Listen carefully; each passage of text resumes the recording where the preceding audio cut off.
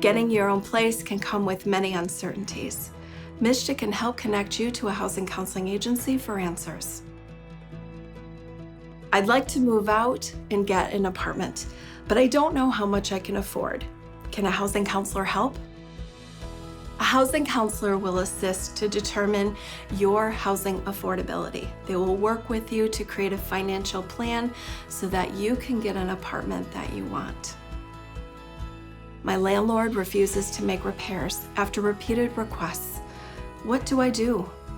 Your housing counselor will help you to understand the fair housing rights under the law and help you to negotiate any landlord-tenant disputes on your behalf. I went from homeless to housed, and now I'm afraid of losing my housing. How can a housing counselor help me? Your housing counselor will work to create a financial roadmap of success for you and your family and help to refer you to local resources for support. When it comes to housing counseling services, there is never a cookie-cutter method. Every housing counselor has to make a map for each individual. MSHDA can help get you connected to a housing counselor. For more information, visit michigan.gov/housing education locator.